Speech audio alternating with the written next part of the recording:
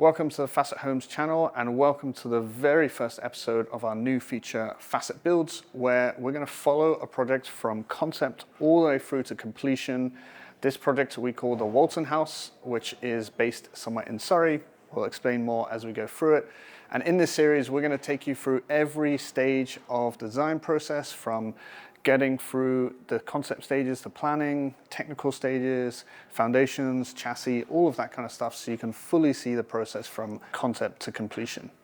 In this very first episode, what we're going to do is we're going to talk you through a little bit about the process of designing with Facit, and also the story of the project from conception through to actually submitting planning and getting through the planning stages, which is always a big challenge. So in this episode, we're going to be in the studio and talking to Bruce, our founder, about some of these processes and the story of the Walton House.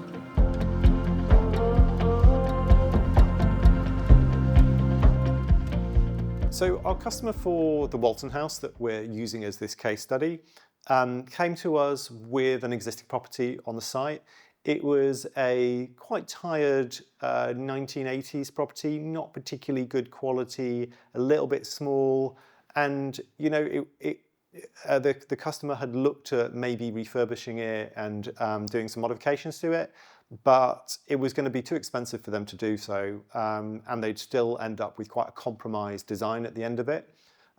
Particularly with a major refurb and extension, you pay VAT, whereas when we do new build, as Facit Homes do, there's no VAT to pay. So you get more for your money, essentially. And so they came to us with the view that they wanted to replace the property, do something bigger and better on it. It's a beautiful site in a really nice estate.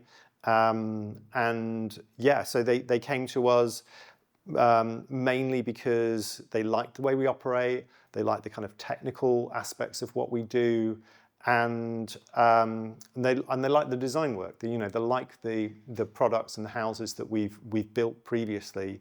So they appointed us to remove the house and start again from scratch, which is quite an exciting prospect.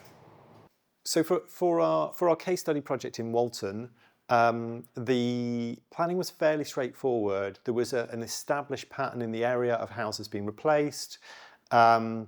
It's a private road, so not quite part of the public domain, and we knew we weren't going to get much in the way of objection. There was also evidence of other properties in the area being built in a modern style, and actually we ended up with a very contemporary style for this property. So we weren't too worried about getting planning permission, and it sailed straight through, which was very exciting. What I'm going to show you here is what the design process looks like from initial stage through to the 3D model. So what we have here is a good example. This is the Walton House. This is the first stage concept design. So it's just schematics. It's the size of the rooms, and we're looking at the relationship between each one. Usually this goes through a few iterations with the customer to say, move one room to the other side and the other room to here.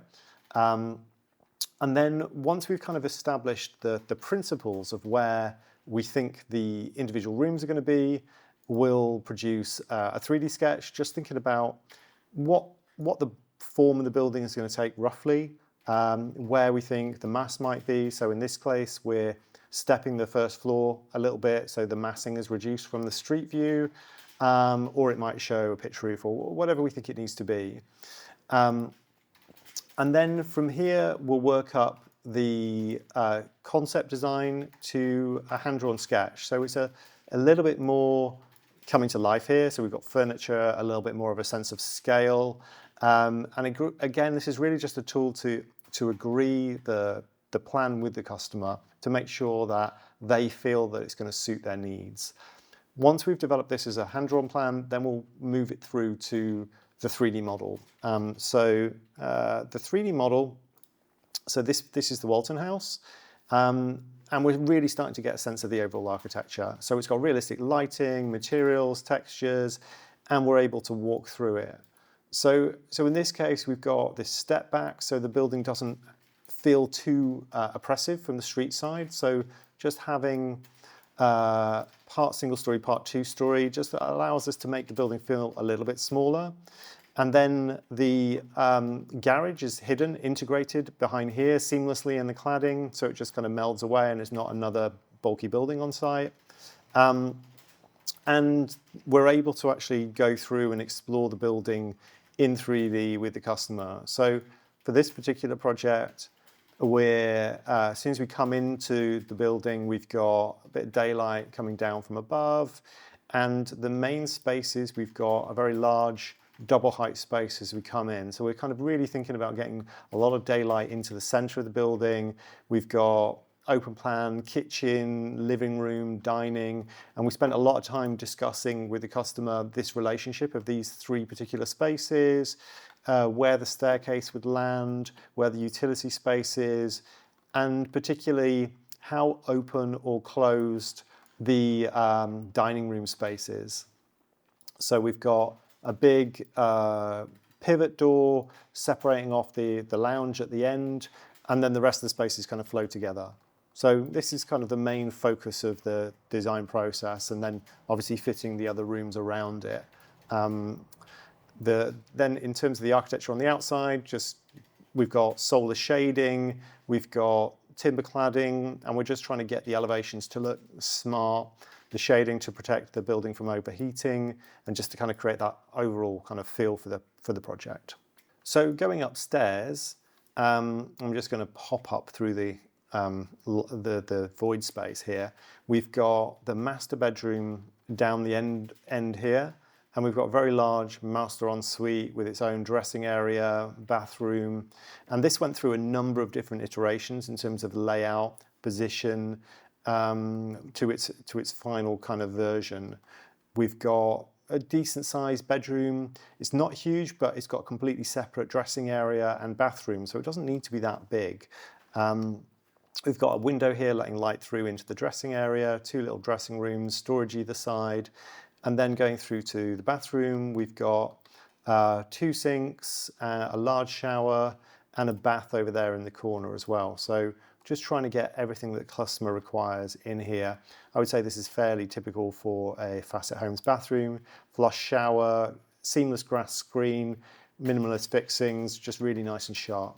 This particular building is very modern. You know, it's a flat roof. The flat roofs we have to design very carefully to make sure we get the drainage off at the key points. So we spend a lot of time thinking about these very small falls just to get the appropriate drainage, make sure it sheds itself of any dirt and leaves. And then we've also got the flat roof, which is appropriate place for our PV panels. So we've got a large solar array on the roof on this particular project. And a battery on the inside as well. So the customer's going to get a lot of power provision for their actual house and also for charging their car, which is all in the integrated garage at the base. We also have a green roof area on this side of the building where these rooms have got privacy glass, so you're not going to see the flat roof. Where we do see the flat roof, we're using a green roof system, so you're not looking over the flat roof systems, which are not the most appealing. So with this particular building, the south-facing elevation is this one. It's got quite a lot of glass, so we've got these big solar shades that are custom made by us, so we do all of the design and manufacture for them in-house. So you can see they're quite detailed. We think about the connection details and the bracing and the direction of the shades and if they're providing enough shading for the windows. And then we've got natural ventilation through the roof lights. We've got two in the central stairwell to naturally vent the house, and then we've got another one over the front door as you come in. So we're able to naturally ventilate the whole house, minimize the overheating. And then we've got quite a bit of glazing on the north elevation as well, although the north elevation is just that little bit more private. You know, the windows are not quite so generous, and obviously it's set back from the road on a private estate as well. So a little bit more of a harder feel on this front elevation, and then the very large glazing on the south side. So for the landscaping on this particular project, we're working around the existing swimming pool, which is at the back. So we've maintained the existing pool, which will get refurbished. And then as part of our package, we will be doing all of the landscape works around the building. So the decking, there's actually a gazebo here, which we're going to build, the access, the driveway, the planters, everything apart from the soft planting, because we're not experts in soft planting, but we're going to do all of that so the house is ready for the customer to move into on completion.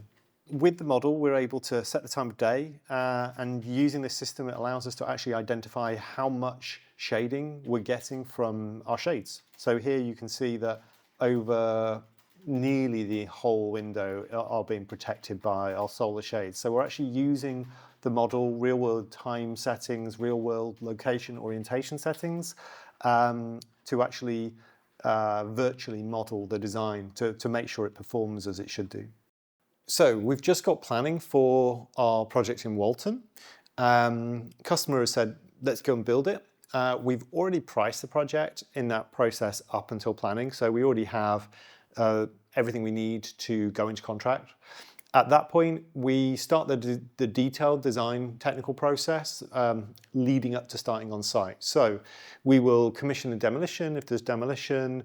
We will start the final engineering works for the groundworks. We will start the superstructure design works, coordination for heat recovery, all of the kind of complexities of the inside of the building. And we're also basically gearing up to start on site. So we're doing a number of things in parallel. We're also like appointing the services connections from the utilities companies. And within 3 months, we'll start on site. We'll start putting the foundations in. So we go through a very fast track process. It's mostly this time, it's just us getting on with things.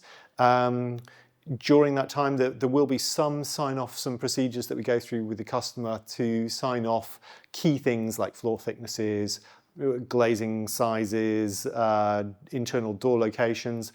And then later on in the process, usually in and around when we start on site, we will sign off the final specification for tiling and taps and whatnot. But it's essentially stage 4, which is RIBA stage 4 technical design, is all systems go. And then within a few months, we'll sign the actual building contract, which happens just before we start on site. Thank you for joining us on our first episode of the Facit Build series as we document our Walton House project. If you are thinking of building a house, do get in touch with us, and you can contact us at info@facit-homes.com, where you can speak to myself or Bruce about your project, or you can simply find out more about our process by some of the other videos here on our YouTube channel. Join us for our next episode where we're going to talk about what happens once we've got planning and the more technical design stages before we move on site and actually start building things. And as always, if you like this episode, give us a like and a subscribe and share it with anyone else who's thinking of building a new sustainable home.